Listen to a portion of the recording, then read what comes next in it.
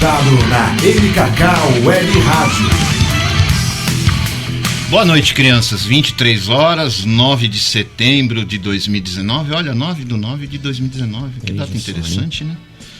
Mais um programa Guitar Heroes, né?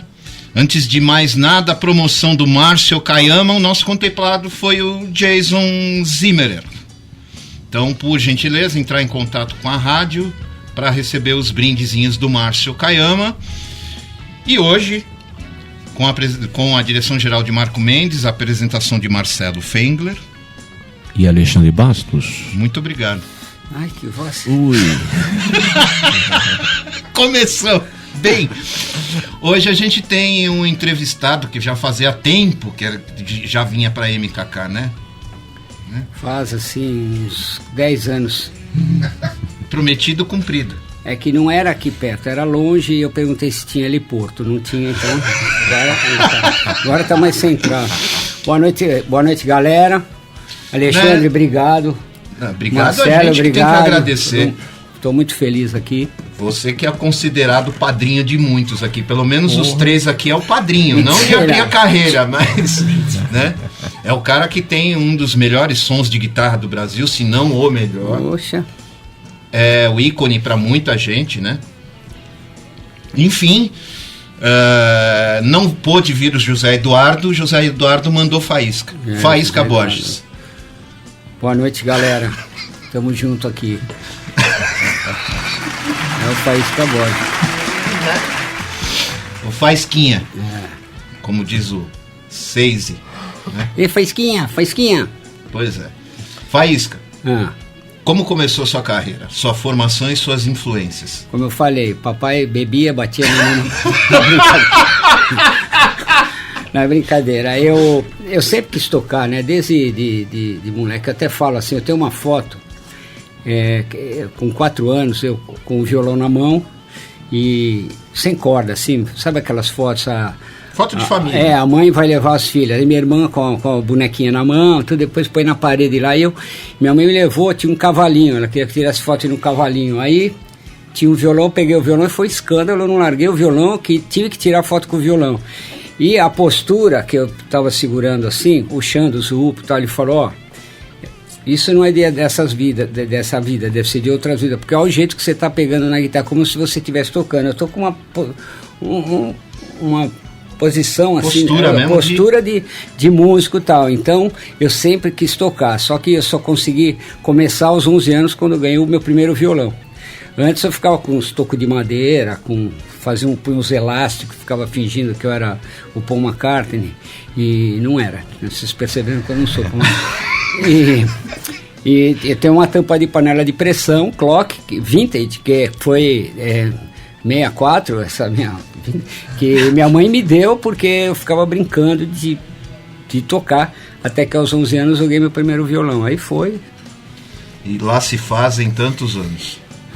Foi em 66, quanto dá? 52 anos de música. Mas estudou, assim, sempre autodidata e tal? Então, no bairro, a gente naquela época tinha muito de as famílias serem amigas, né? Então tinha um professor, o seu Vicente Moreno, a família era amiga da minha família, a filha do seu Vicente estudava com a minha irmã, tudo no colégio ali, e eu com 11 anos tive minha primeira aula, aprendi umas musiquinhas do Roberto Carlos, eu tive umas 4 aulas, aí eu falei, não dá, eu vou embora sozinho. Aí eu comecei a tirar música de disco, tentar tirar, e a troca de informação com os amigos do bairro. E o Oswaldo Malaguti, que é fundador dos Folhas, que é o presidente, né, chefão lá do Mosh Studios, né, o maior estúdio da América Latina. O CEO. CEO, palavra moderna. CEO. E aí, ele era vizinho e eu ia lá, a gente tem uma diferença assim de uns 10 anos. Eu ia lá, eu era molecão, ele já estava formando, era um pouco antes dos Folhas, ia lá, ele afinava o violão para mim, e nessa, ele pegava e me ensinava uma base, assim, Shadows, Vento, Beatles, e ficava ele tocando. Aí eu aprendi a afinar, mas eu desafinava, ia lá e falava, Oswaldo, afina, porque cada vez que era ele me ensinava. Aprendi alguma coisa. Claro, que ele já sacou que era malandragem, porque o violão chegava lá, não era uma desafinaria, eu desafinava pra caramba. Ele falava, é impossível o cara desafinar 5 voltas de cara. Mas, meu, era molecão. Então eu chamo ele de padrinho, tudo, e aí foi assim, eu ficava tirando as músicas, eu me lembro quando eu tirava Cream, quando o moleque é assim, né, ele quer provar que ele é bom. Minha tia falava assim, não, o violonista bom toca Abismo de Rosa. Aí eu com 12 anos tirei Abismo de Rosa só pra mostrar, falando, tá vendo como eu sou bom? Assim. Mais ou menos aí assim. quando pintou o destoque, né, 10 Years After, pô, Nossa, o cara o Alvin Lee, I Gone Home, solo, tirei o sol, tá vendo? Eu também sou rápido, sou mais rápido. Eu e ele somos os mais rápidos do mundo. Então tem aquela coisa, né? De garotão, infantil, 12 anos, 11 anos. E eu fui tirava os Deep Purple, que eu já falei que foi a minha maior influência, o Blackmore, né? Tá vendo? O Blackmore em estúdio, assim, o trabalho dele de estúdio é muito legal. O trabalho dele no Made in Japan é formidável. Eu acho que eles estavam numa energia ali, a banda. E no Rainbow, os solos dele já não eram tão elaborados, tão trabalhados assim para música como era. Por exemplo, o solo de Smoke on the Water, se eu tiver que tocar Smoke on the Water, eu não consigo fazer um improviso, apesar de acho que sou até capaz de fazer um improviso legal, mas são solos que faz parte da música, né? Impressionante que faz uma parte composição, do arranjo, né? O impressionante é que ele nunca tocou esse solo ao vivo, né? Não, e até porque, ó, eu tirei o lazy, né? Eu liguei pro amigo meu, tinha 13 anos, eu falei, cara, era um amigo meu, ele trabalhava o dia inteiro e final de tarde eu ia pra casa dele, a gente ficava tocando até uma meia-noite, depois ele ia dormir, eu voltava pra casa e continuava tocando até as 5 da manhã, mas tudo bem. Aí eu liguei pra ele e falei, tirei laser, ele falou, não é possível, eu falei, tirei, nota por nota de ouvido, aí fui lá, toquei pra ele, né, que orgulho e tal. Aí quando saiu o Made in Japan, que eu fui tocar o laser junto, era completamente outra coisa, meu mundo caiu. Aí que eu entendi que o Deep Purple era uma banda de improviso. Você pega o show ao vivo dos caras, de repente tá muito aquela aí começa, aí fica 15 horas naquele acorde. Então cada show é uma história diferente, e eu tenho certeza que o Blackmore, eu toquei muito mais aquele solo, acho que ele só tocou uma vez na vida, né, de Smoke on the Water, e até o Highway Star ele nunca respeitou muito, a não ser aquelas partes de naipe, né, que tem as duas vozes e tal. Então era isso. Led Zeppelin também, vai, What I Love. Pô, aquele solo lá não dá pra fazer outro, entendeu? Porque pô, a pentatônica. O que seria do rock sem a pentatônica, sem a fita crepe? Não existiria o rock, né? Esse solo foi o primeiro solo que eu vi na minha vida que tinha aquele bendão, né? Então, foi assim. Depois, eu gosto do Blackmore. Ele que não. Ele fica. Porque você e o Maurício Cailê não gostam, porque o Cailê fala o medieval. O Cailê não gosta do Blackmore, eu gosto, mas no Rainbow. Então ele fala assim: Deep Purple eu gosto do Tommy quando Boy. ele chama o Blackmore de medieval, eu chamo o Steve Morse de Frida. Que é o alemão. Mas é o seguinte: eu não. Se você pegar a garotada hoje, eles não gostam do Blackmore no Deep Purple, porque o Morse está mais tempo no Deep Purple do que o Blackmore ficou. Eu acho assim, os solos feitos pelo Blackmore, que era aquela guitarra praticamente limpa, Plexi. E Single coil. Você pega o começo do Smoke on the Water, é muito delicado, o Morse é meio agressivo, mas eu adoro o Morse, os Steve Morse Band e The Dregs, meu Deus do céu, sabe? Eu também gosto dele tocando no The Dregs, com aquela Telecaster podre, ela cheia de captador. Como é que chama aquele tema lá? Cruise Control, cara, nossa, é demais, cara. Então é o seguinte, eu me acostumei com tem gente que fala assim, não, Deep Purple é o Gillan. Eu acho o Gillan demais e gosto também do Mark II lá com Coverdale, com Glenn Hughes. Porra, o cara chamou um cantor, aí chamou um baixista, cantava mais que o cantor, né? Pô, California Jam. Nossa senhora. O Pedro Bial tava no California Jam, olha só. Olha que coisa. E aí depois, né, eu falo assim, que influência é quando você não está aprendendo a tocar e você pega alguém, se espelha nele, né? Então, o Deep Purple, o Led Zeppelin, mais o Purple. E depois eu comecei a entrar no jazz rock, comecei a ouvir o Jeff Beck, E depois no jazz eu comecei a ouvir o Joe Pass. Nossa. Agora, tirei um monte de música. Tinha um disco do Joe Pass, o Virtuoso, que ele tocava com a guitarra desligada. São né? 3 volumes, né? Virtuoso 1, 2 e 3. Aquele Night and Day, eu fiquei um ano tirando aquele, de ouvido, todas aquelas inversões de acorde, e o Álvaro na casa dele, a gente sentava e discutia, como é que você tirou aquela parte? Tá, né? Porque... Não tinha vídeo no YouTube? Não tinha vídeo, não tinha partitura. Se tivesse partitura, o Álvaro ia ler, eu não, então... Então é o seguinte, como é que, tem umas coisas que, mesmo tá escrito não dá pra ler, cara. Como é que você vai tocar um solo do Jimmy Page cheio de band e vai ler? Não vai rolar, né? Você tem que ouvir e usar a parte como referência, mas tem que ouvir para ver a interpretação. Para manter uma estética, para saber onde você tá. Agora eu falo, claro, eu ouvi Robin Ford, não é minha influência, mas você acha que eu nunca aprendi alguma coisa com o Robin Ford? O Robin Ford, o que mais me agradava é a colocação dele, porque era muito pentatônico e às vezes ele jogava uma menor melódica, um mixo 4+, né? Para você levantar da cadeira e você acordar, falar, opa, o que aconteceu aí? E é na onda do Larry Carlton, né? Então, essa turma aí, o Robin Ford produziu o primeiro disco do Larry Carlton, né? Foi ao contrário, eu achava que o Larry Carlton Mas, é claro, tudo que a gente ouve, Eric Johnson, eu sempre fui um cara curioso, o que o cara tá fazendo? Deixa eu ver, entender, que legal. Então, tem uns caras que a gente entende, Alan Roser a gente tenta entender. Então é assim, foi assim que Scott foi. Henderson, essa galera. Esse também é outro louco, né, meu? Cada dia que passa... Aquele disco do Jeff Berlin, o Players, que é de 1975, tem um solo de blues ali, que eu até tirei aquele solo, em blues si bemol, jazz mesmo. O solo é tão perfeito, você fala, mas não tem uma trave, a galera começa a gritar no meio do solo, é ao vivo, né? Porque não pode nem falar, mas o cara... Não, aquilo lá foi improviso mesmo. Então tem uns caras assim que é fora da casinha, né? O Scott é né? Que é meio fora da casinha, né? O Alan é fora do palácio, do castelo.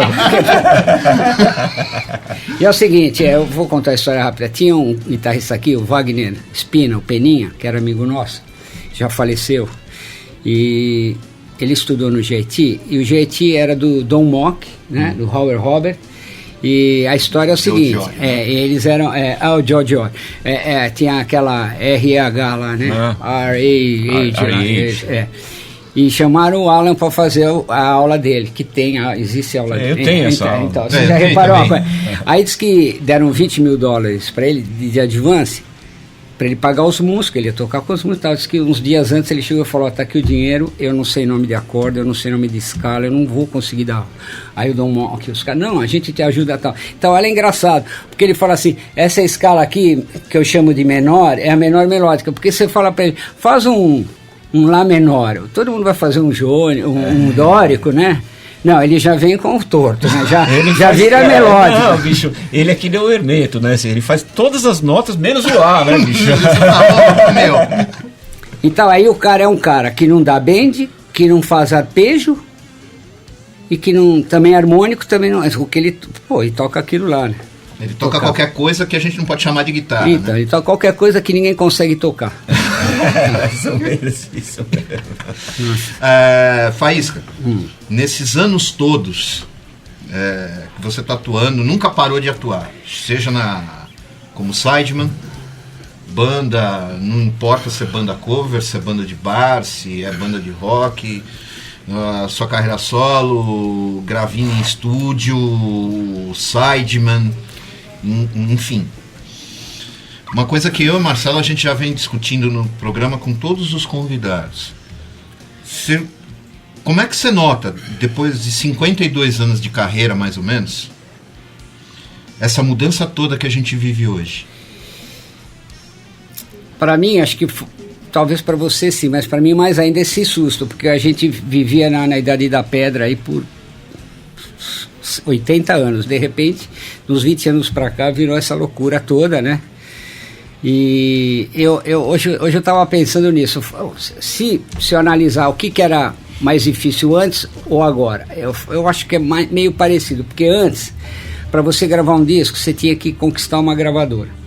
A gravadora, de certa forma, ela fazia ela peneirava o negócio ali, né? Tinha pelo menos não que não existisse música ruim e tal, sempre existiu, mas ainda existia um critério de escolher tal. Você, para entrar numa gravadora, você lutava para entrar, você tinha que ir no estúdio gravar, custava dinheiro e tal, mas era muito difícil acontecer isso. Hoje é muito fácil, mas o critério acabou um pouco, porque o cara, ele não precisa da gravadora, ele chega em casa, ele faz tum, tum, tum, tum, que eu escuto meu vizinho, aí alguém canta em cima e fala que fez uma música, aí você vai ver, o cara tem 15 milhões de views, entendeu? O que a gente tem que entender é o seguinte, que nós fazemos um tipo de música que eu chamo de arte, entendeu? Então, claro, a gente não vai conquistar, que nem o Luan Santana falou, no Instagram eu tenho 24 milhões de seguidores. Para mim, para você, acho que não vai fazer. Eu acho que é o seguinte, a gente trabalha, eu acho que quem conhece Picasso não é a grande massa. Não é a grande massa. Né? Não é a grande massa. Então, eu me considero assim o Picasso. Não, brincadeira. Não, sexualmente, eu me considero um Picasso sexualmente falando. Né? Não, brincadeira. Então é o seguinte, a gente tem que aprender a trabalhar e conviver com isso, que a gente escolheu esse caminho para trabalhar para um público menor, mais fiel. É muito gostoso você tocar para um cara que está entendendo o que você está tocando, que eu não precisa ser músico, mas um audiófilo, porque é aquele cara que vai numa loja, gosta de comprar um CD e às vezes compra o CD pela ficha técnica. Você não acha o seguinte, com essa modernização que teve tudo, algumas coisas foram sumindo, por exemplo, assim, o músico de estúdio. Assim. Hoje em dia não existe mais músico de estúdio. Existe o músico de estúdio que grava no seu próprio estúdio. Mas estúdio... A gente teve aqui a semana passada o Márcio, que foi guitarrista do Leonardo e tal. O Márcio Alves? E a gente estava falando. Ele entrou no meu lugar, eu falo para ele, você tirou meus solos direitinho? A gente estava falando sobre isso também. Sideman também é uma coisa que também não é mais como era antigamente, né? Hoje em dia você é sideman, sei lá, do Luan Santana, por exemplo. O cachê é irrisório perto do que já foi, né?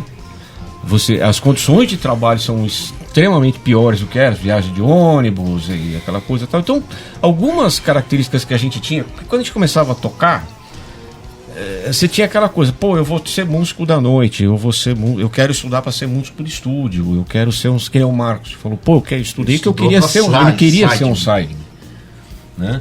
Tem, é claro, tem o artista, tem o cara que quer ser, sei lá, o PPU, né? Tem a carreira dele e tal.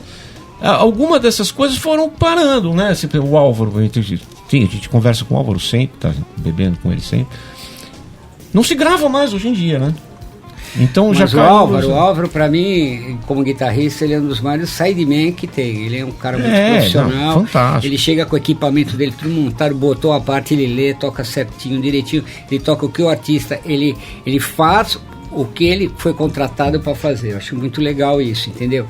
Ele escolheu essa vertente. Eu entrei de sideman, nem sei por que eu entrei de sideman. Na verdade foi o seguinte, em 1973, eu entrei no Eduardo Araújo, que o Franklin Paulillo me colocou lá. Ele nem me conhecia, a mãe dele era amiga da minha mãe, falou com ele acabou me levando lá. Eu fiz um teste no Eduardo, o Eduardo gostou, falou, eu vou viajar, quando eu voltar, a gente ensaia e você vai tocar na banda. Porque eu vi que ele estava sem guitarrista, porque eu vi ele num programa de TV. No dia seguinte, o telefone tocou às 6 horas da manhã, que o tecladista não ia porque estava doente. Ele era irmão do Gel Fernandes, o Fernando Fernandes, que toca com o Zezé hoje. Para mim é pilantagem. Quando a viagem era longe, ele falava que está doente e arrumava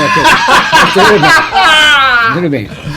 Aí, você tem que... Eu fui daqui a Uruguaiana. No Dodge? No Dodge, ensaiando no Dodge. Chegou lá no show. Foi uma bosta. Porque, me deu 17 anos pegar todo o repertório, cheio de acorde. Bom, e eu acabei fazendo o Eduardo. Fiquei um ano lá. Aí eu saí, entrei no Zappa, que era uma banda com o Álvaro, com o Rubinho, com o Fernando Gonçalves, com uma galera. Não tinha nada a ver com o Frank Zappa, porque a gente nem conhecia o nome. A tal da banda de pai. Zappa, porque eles tinham esse apelido, essa banda era antiga pra caramba. E eu fiquei lá até 79, aí começou aquele negócio de discoteca, eu fui para os bares, comecei a tocar em bar, toquei jazz tradicional com o André Buzik, pai dos meninos, do André do Ivan, toquei country, fui tocando as coisas, fui aprendendo. Aí eu entrei em gravação pelo seguinte, porque eu já até gravava umas coisinhas, mas eu tocava numa banda que chamava American Graffiti, que tocava só música dos anos 50, e tinha o cantor, o Alvinho, que parecia o Elvis e achava que era o Elvis. Então é o seguinte, você falava com ele falava assim, sabe? Aí já era tudo... E aí o fã-clube era demais, porque tinha japonês, tinha negro, tinha tudo com aquele topetão do Elvis. Todo mundo ia com aquela gola aqui. A caráter. E era legal, eles chegavam com belera, as meninas a caráter, dançavam o rock. Pô, era uma loucura, um filme assim, né? E aí um desses caras aí foi gravar uns rocks e contratou o Otávio Bastos, que era o cara o maestro que gravava todos esses artistas, aí fazia arranjo para Zezé, para Leandro e Leonardo. Aí ele falou, queria que o Faísca gravasse, e eu fui gravar lá com ele. Aí eu gravei o rock, aí o Márcio falou, pô, que legal, você só toca isso? Eu falei, não, eu toco outras coisas. Inclusive quem tinha gravado era o Albino, tal, já tinha uma galera. Aí ele começou a me chamar. Aqueles solos do Leandro e Leonardo, não fui eu que compus, foi o maestro que compôs. Temporal de Amor, aquelas coisas todas. Porque é o seguinte, eu falava, maestro, isso aqui não está guitarrístico, você está dando bend no dedo 1, dá bend no outro. Ele queria, porque ele fazia no teclado aqui, né? No pitch. No pitch, qualquer lugar né? Então, dar o bend com o polegar não dá.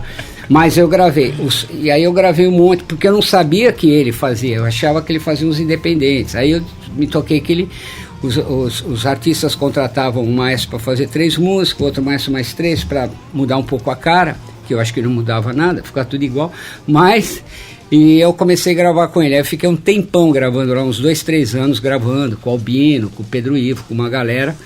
O Álvaro gravava também. Mas o solo do Evidências o solo do Evidência foi uma criação minha, porque era o Julinho Teixeira. O Julinho é mais ou menos da minha geração. Ele tocou também com o Pixinga aqui no instrumental. Toca muito. Aí ele me chamou para fazer um solo. E eu levei um JMP1 da Marshall, eu liguei na mesa lá, o compressorzinho que eu sempre usava, né? Era o booster, era o compressor. Eu tenho o JMP1 até hoje, eu adoro, cara. Eu vendi o meu, tive que arrumar outro. Quando eu arrumei o outro, eu chorava em prantos. Eu abraçava, eu falava, larguei da minha mulher e casei. Aí, pô, me arrependi pra cá. Porque assim, né? Cadê aquela Les Paul? Comi. Porque você vendia, comi ontem, né? Ia no mercado e vendia. E aí um delayzinho, eu gravei esse solo. Assim, eu fiz um solo. Ele falou, pô, legal, começa um pouco menos nota. Aí eu fiz esse solo e fiz um arpejo em lá menor, porque é a onda do Malme, sabe aqueles arpejos? Aí ficou, eu fui embora. Aí eu nunca mais ouvi, um aluno meu falou assim, pô, solo de Evidências, com um cara que lá de Presidente Prudente, que eu dava aula aqui, o solo de Evidência, que fez. Eu falei, como é que é? Eu falei, me ensina aí. Aí ele me passou, meu aluno, e aí ficou, né? Então ficou, é o clássico. E esse solo, foi assim que eu enriqueci a dupla, né?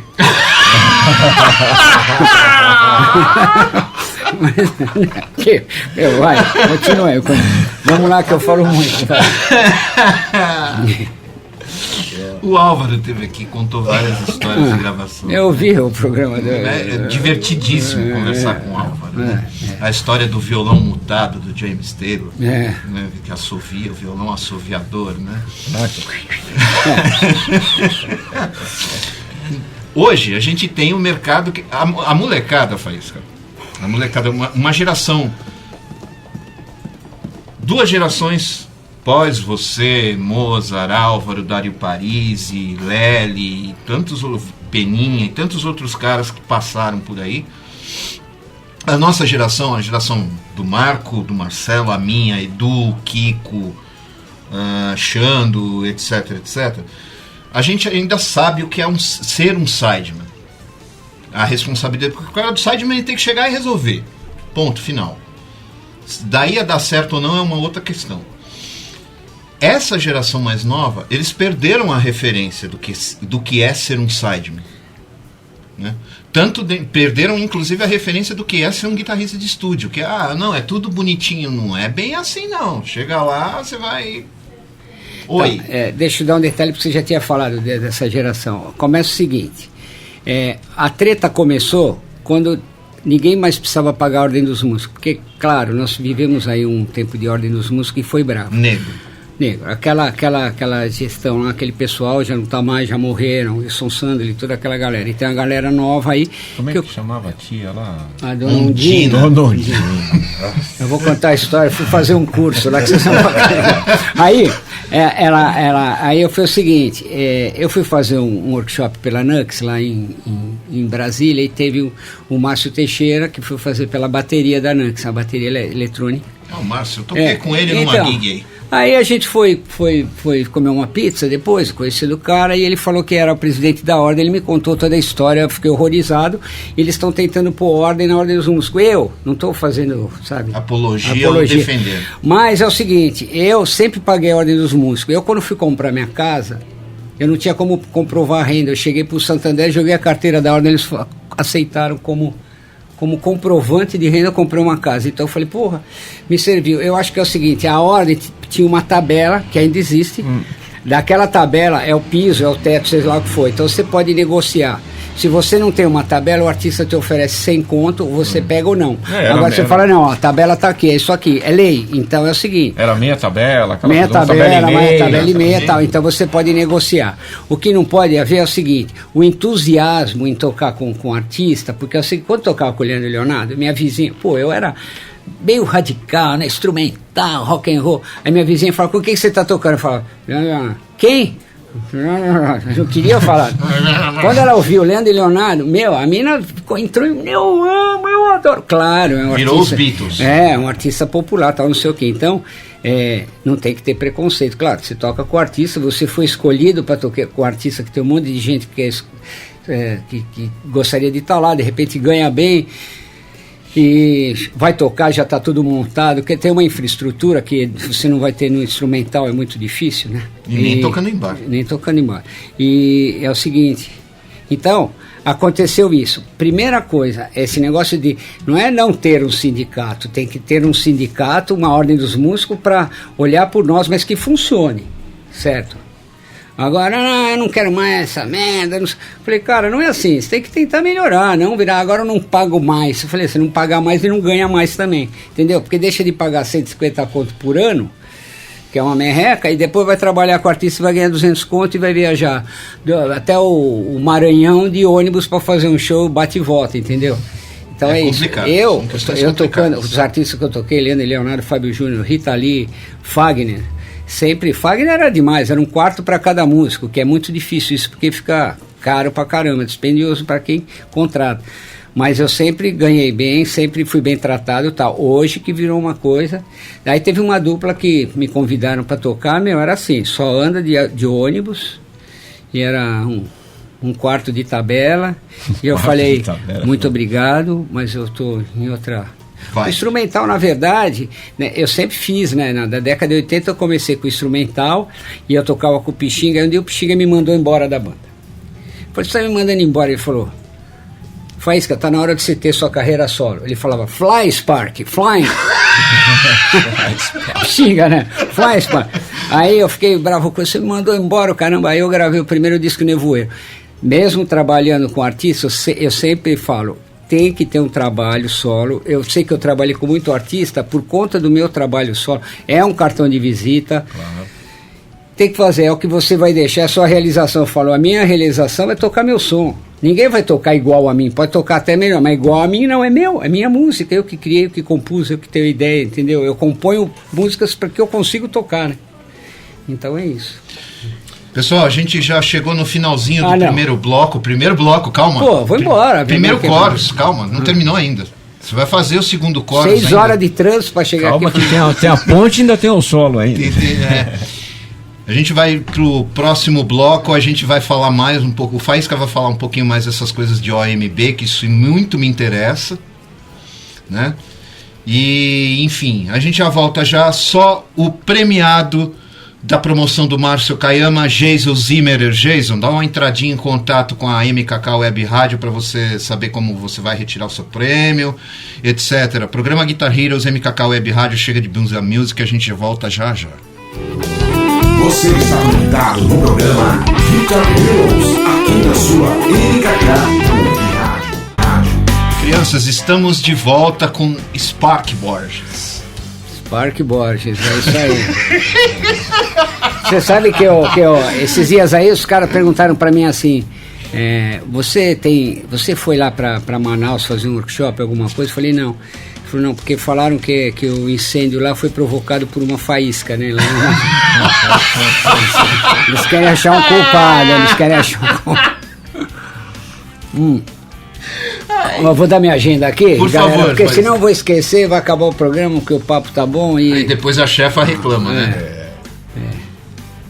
Ninguém é perfeito, né? Isso aqui é óculos de perto, de longe, mais longe ainda, super longe. Ó, galera, dia 13, aqui, agora de setembro, eu vou estar em Tapira, interior de São Paulo, no Festival de Inverno, vou estar com o meu trio lá, Faísca Trio, vai ser o Chimbo Chama e o... Caio do Rony? Não, o Giba Faveri. O Caio, ele sofreu um acidente, né, de bike, quebrou tudo aqui, tá se recuperando, quebrou mão, braço. Aí o Giba vai fazer. O Giba vai fazer. Dia 14 eu vou fazer uma participação lá no Steel Bar com o Mark Lambert, é um americano que está aqui no Brasil há 20 anos já, canta, o inglês dele não é muito bom. ele canta e toca guitarra muito bem, e é muito legal, eu vou estar lá com ele. E dia 21 tem o festival de Rock Blues no Pico das Cabras, em Campinas. Vai estar o Sérgio Rocha, guitarrista, o Eduardo Anui, Scott Henderson Trio, abrindo o show pra mim, brincadeira. O Scott Henderson Trio. Eu vou fazer uma participação como convidado da banda Blues Road. E vai estar o Mr. Charles lá também, tocando uns vinis lá, legal. Discotecagem, né? Dia 22 eu vou estar na Music Show, que é a Music Show Experience, que é a nova... feira de música, né, de instrumentos musicais aqui em São Paulo. Dia 25 eu estou em Diamantina, Minas Gerais. E dia 29 o Seu Rei estará chegando aí em Salvador. Bahia. Concepção Guitarra, ó, em Salvador. Eric Paulucci, Eduardo Anui, Fulvio Oliveira e eu. Então tá dado o recado aí, continuamos. Anotou? Mas a gente volta no final do programa para falar de novo a agenda. Né? Isso. Faísca. Óbvio, você é uma referência para muita gente. Continua sendo e vai continuar sendo até por conta da história, da carreira toda. Enfim, esses pequenos detalhes e tal. E a gente teve também pessoas aqui que são referências. Lely. Claro. Mozart. Mestre Yoda. O maior mestre de guitarra desse país aqui. Álvaro, Dario Parisi, e uma galera gente, da geração. Teve o Milton Medusa aqui, o Mauro Hector, que toca pouco. Nossa, né? O Mauro, sensacional, né? Fanzaço. Fulvio Oliveira? Nossa. Aí o Tchuco veio aqui. O Tchuco veio aqui, o Eric. Não, eu tenho que fazer o seguinte, eu vou pegar... O Tchuco é fiotão aqui, né? Eu vou fazer uma reunião, uma confraternização de guitarristas, vou pegar toda essa turma, vou pôr num palco, explodir, tacar fogo, vai ficar só eu e acabou. Meu, não dá, cara.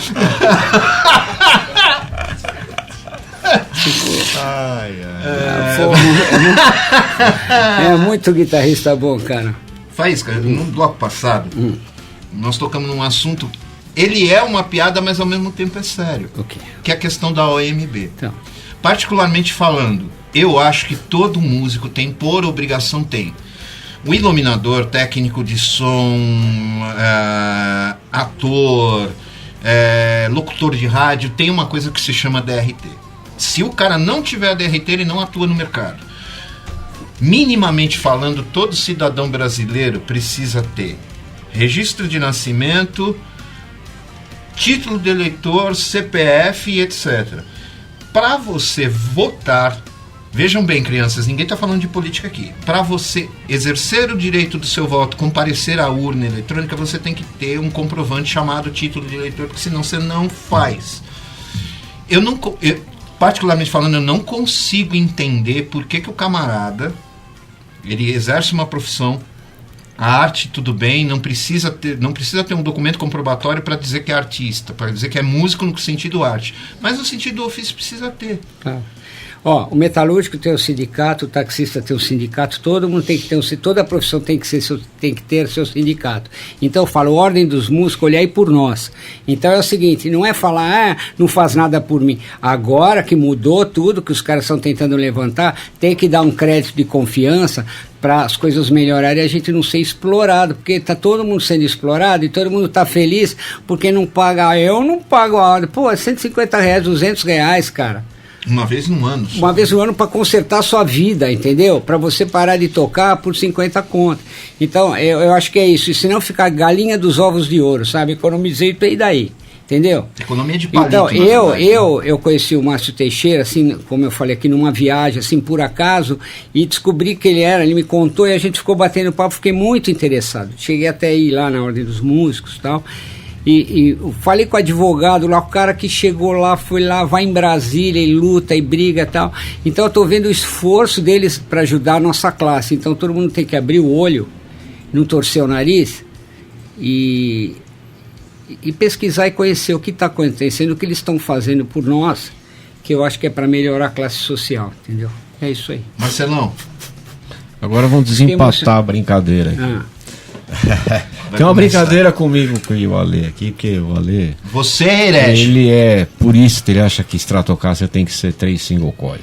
E eu já tenho um humbucker na ponte. Aí veio Você postou a Stratocaster com single coil. Você então, é herege. Você quando não eu gosta mandei de fazer fãs, tinha, mas depois eu vi que não era. Você usa fractal. Esse seu papo é coisa de viado. Mas aí, então, o Faísca aqui, ele é um defensor que nem eu do humbucker. Não, mas ele tem na Telecaster dele um single coil. Não, é o seguinte, eu vou explicar. Ele gosta de single.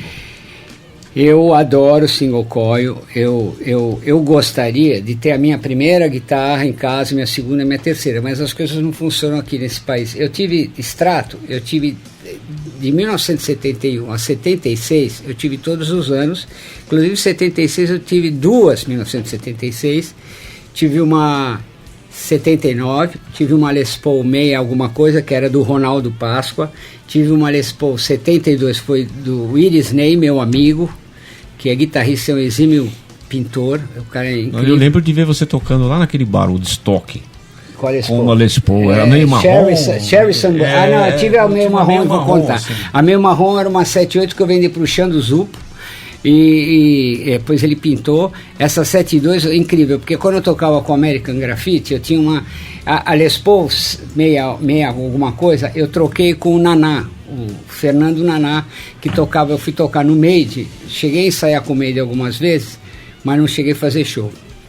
E o Naná estava lá, ele tinha uma Strato 71. Eu pesava 52 quilos, então uma Les Paul, o Les Paul era mais pesado, chassi de grilo, esqueleto de borboleta. Aí o que aconteceu?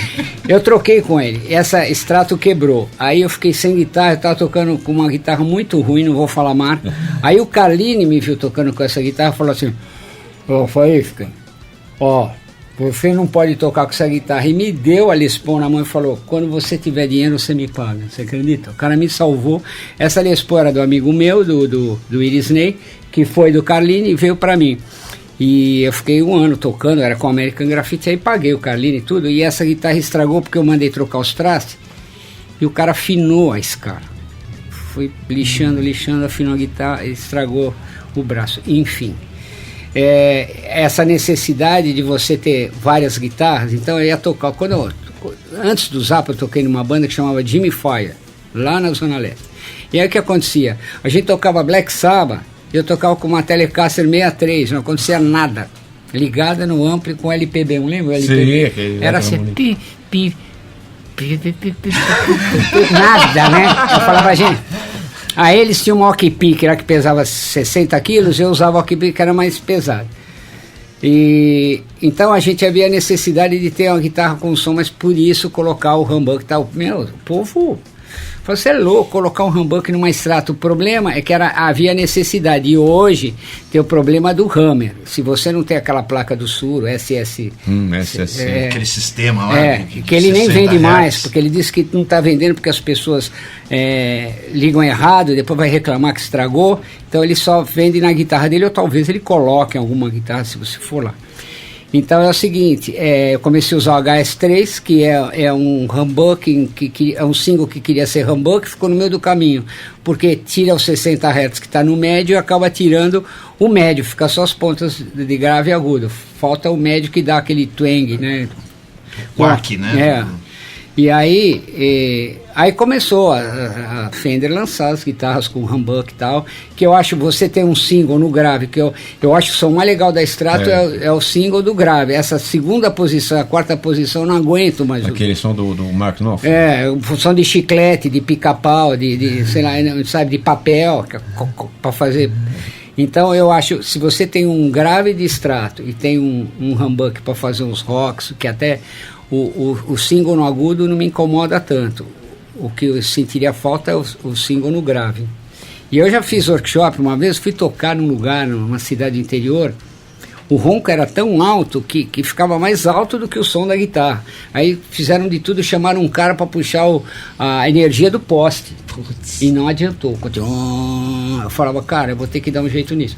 Agora eu voltei a usar single, porque o Zagani está fazendo um single, e a blindagem dele é muito legal. Então não tem ronco. O ronco é do local mesmo, né? Eu toquei uma vez no Crown Plaza lá, fiz um show lá com single. Imagina, no dia seguinte no show tive que chegar em casa e trocar os pick-up e botar os HS3. Claro que eu perdi todo aquele timbre, porque você está no Crown Plaza, na Frei Caneca, Paulista, o hotel inteiro, máquina de lavar, máquina de fazer... Energia totalmente suja. Nossa senhora, ônibus elétrico passando na frente, meu. Nossa, eu tocava numa casa chamada Charles Edward. Charles Edward. Aí o cara ligava, bicho, o espremedor de laranja. A vizinha toma banho, eu falo, ela entrou no chuveiro. Agora, eu vou contar quando eu tocava com o Álvaro no Zapa, a gente tava no Juventus, aqueles nem tinha pedal, tinha um color sound que eu usava que era do Rubinho. Colisão na Avenida Paz de Barros, elemento. Saiu o carro da polícia nesse que você vê que não teve pausa, né? Parece pagode, né? O cara falou, o amor, sai do chão, né? Quer dizer, não tem pausa. Sempre tem um grito, qualquer brechinho o cara dá um lá, né? Levanta a mãozinha. Então, aconteceu isso aí. Agora eu fui tocar no Blue Note na Paulista, liguei o AUA, velho, você tá louco. Pegou todas as rádios do mundo, não dá pra usar o Então o single coil tem esse problema, mas realmente é um timbre legal pra caramba, né? Mas eu não tenho esse preconceito, não. Mas você limou, cara, simplesmente tirou o do meio. Ele se revoltou, né? Não, o do meio é o seguinte, o Black me imitou pra caramba. Não, porque quando você liga o do meio, da ponte, cai a impedância, ele fica fraquinho demais, o som fica magrinho, isso me incomoda. Aí eu já não estava usando, e a palheta, eu palheto bem onde está o single. E se não é no cover ali, na capinha, é no parafuso. Então o que eu fiz? Eu tirei, botei só uma capinha, porque uma vez eu estava tocando, o dedo entrou lá no buraco e não saía. Então eu botava uma capinha para disfarçar. Aí cheguei pro Zaga, né, pro Zagani, e falei, faz uma guitarra só com humbucker e com single. E ficou. Agora a Zaga faísca, chavinha de 5 positores, então fica assim, ó. Agudo, grave, médio, médio, médio. Então se você dá um tapão, vai lá para agudo. Se você der um tapinha, ele cai, num desses 3 ele cai. É gol. É gol, porque a de 3 posições é muito dura, né? Então eu uso a de 5 posições. Agudo, médio, médio, médio, agudo. Pô, grave. E tô com ele assim. Tá bom, Marcelo. Agora, tá 2 a 1. Mas quando você liga os dois juntos, por exemplo, ou splita o de baixo, não? Fica um humbucker e um single mesmo? Fica um humbucker e um single, fica meio tele, meio Les Paul, fica um som legal, fica. Com as bases de funk, assim, é bem bacana. E eu deixo os dois, né, eu sempre deixo o volume dos dois iguais, assim. Inclusive o HS3 eu tinha que pôr ele bem para cima e o humbuck bem para baixo. Tem uma seta bem fraca, né? Agora eu vou falar, vocês entram no site de Scott Henderson, vai vendo as fotos, tem uma foto dele no show, ele parou o show, foi para trás, desmontou a guitarra e com ferro de solda trocando, tá escrito assim, need silence. Ele tirou o picape e colocou acho que um noiseless por causa do ronco, no meio do show, cara. Parou o show, foi lá, o cara é mais louco, meio mais louco que eu. No meio do show, velho. Faísca, nesses anos todos de carreira, você deve ter inúmeras histórias interessantes para contar. O Álvaro veio aqui, e Mozart também veio. Eles falaram de uma época do estúdio A Voz do Brasil. A história do peixe. Então, o Tico Terpes, que era o fundador lá do Joelho de Porco, que era dono da Voz do Brasil, a família dele era dono da Vigotex, que é uma tecelagem, né? Os caras muito bem de vida. E eles pagavam uma grana para ele não ir lá, porque ele ia lá, queria passar a mão na secretária de 80 anos, o Tico sempre foi assim. E teve uma época, como ele gravava com jingle, os publicitários iam lá e tinha saído aquele Fiat Uno, né? E o Tico falava, demais, deixa eu dar uma volta para ver como é que é. Ele pegava o Fiat, dava a volta, parava num açougue, comprava um peixe desses de rio e enfiou no ar do Fiat lá na frente, zero. Aí deu pro cara, né? O cara aquele UP, né? Rolex, combinando, cinto combinando, o cara todo em upizão. Aí 3 dias aquele cheiro, 4 dias cheiro, o cara vai na autorizada tal, vende o carro, depois ficava puto porque descobria que ele tinha colocado o peixe. E eles colocaram o peixe no meu carro, ficou um cheiro horrível. Mas não tem problema, eles tinham um piano meia cauda lá, eu peguei 2 ovos, quebrei e coloquei lá dentro dele. Aí o Tico chegou pra mim e falou, você colocou ovo aqui? Eu coloquei. Ele falou, do caramba, ficou todo feliz, porque entrava na brincadeira. Então, tinha umas coisas hilárias. Um dia eu cheguei lá, no teto tinha uns panos assim, ó, no estúdio, aí tava os boy dele, tudo com espingarda de chumbo, assim. Falei, o que é isso? Não, é que apareceu uns ratos, aí eu comprei umas espingardas pros caras.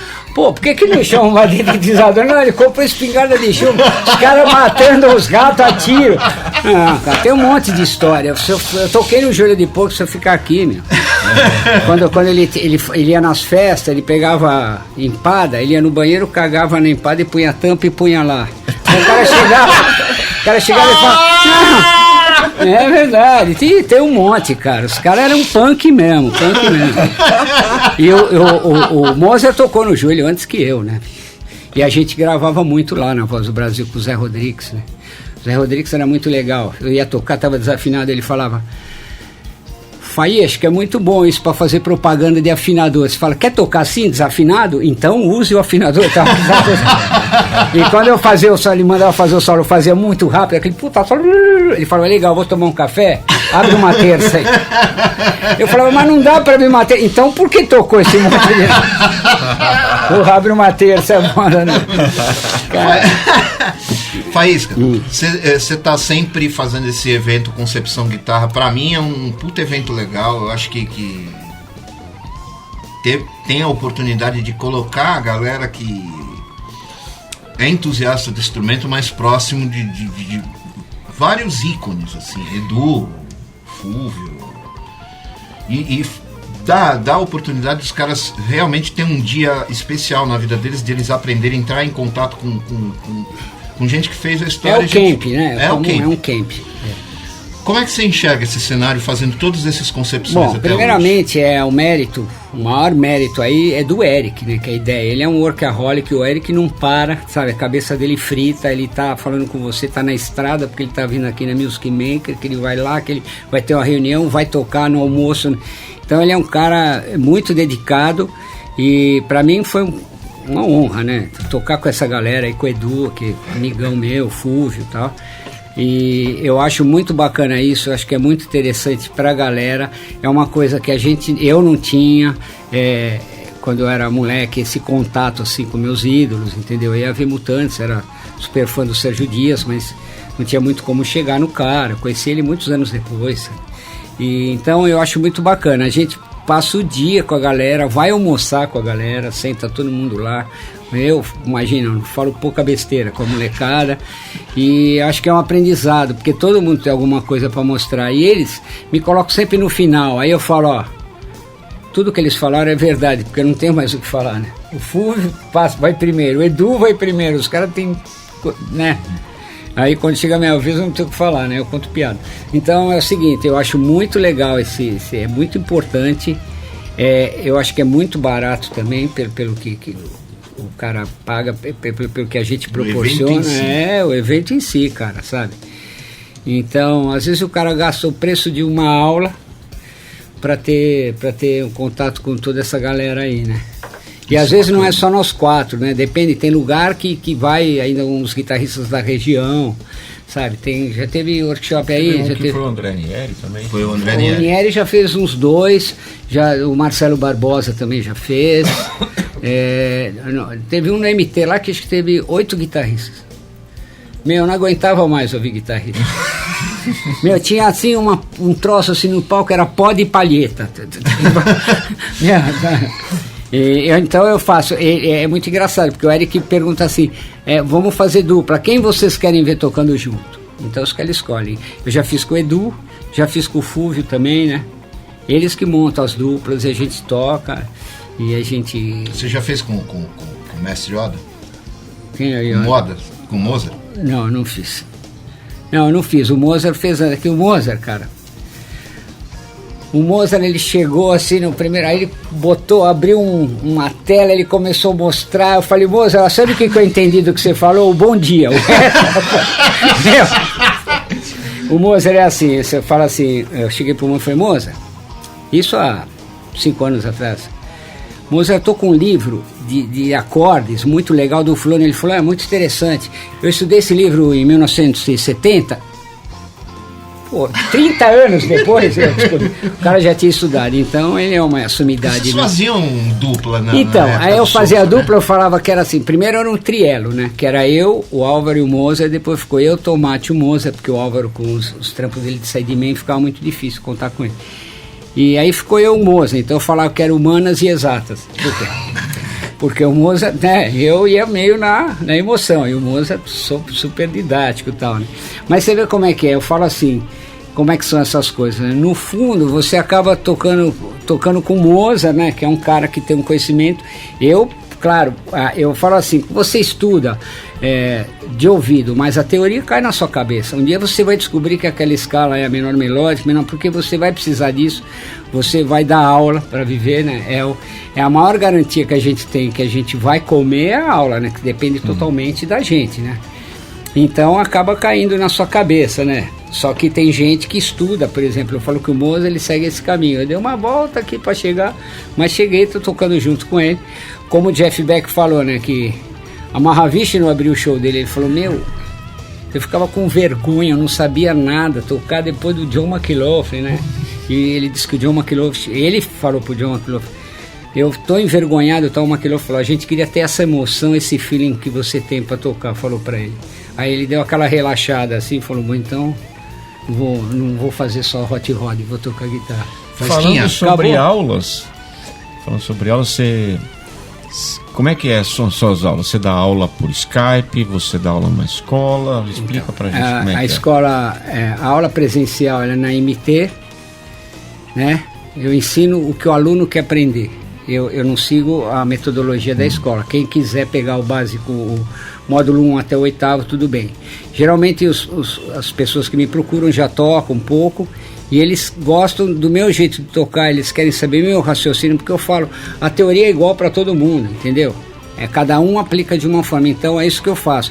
Eu procuro assim, a primeira aula do aluno, ele sempre sai tocando alguma coisa. Então o cara sai feliz, vai para casa, olha o que eu aprendi hoje, já sai tocando. Não a musiquinha que eu tirei do disco que passei para ele, mas alguma coisa interessante, de improviso, de harmonia. Essa é a minha aula. Então é na MT, 5012-2777. E quem quiser aula via Skype, é com a Roberta, no 976426411. Lá ela tem a linha de transmissão. O que é? Você liga lá no 976-426411, escreve linha de transmissão. Ela vai te adicionar no WhatsApp e você vai saber tudo o que acontece na minha carreira, mas é privado, ninguém vai ver o seu número e tal. Então, você vai recebendo as notícias da minha carreira. Então, esse número, 976-426411, também é minha aula via Skype, para quem mora fora de São Paulo. Certo? O que mais? E quem quiser meus produtos, faiscastore.com.br. Aproveita e passa a sua agenda de novo. Então vamos lá, vou pôr óculos que ninguém é perfeito. Rolou uma colcheia agora. O cara falou, pô, você tá usando óculos, não tá enxergando? Eu falei, agora, você viu onde ele nunca enxergou?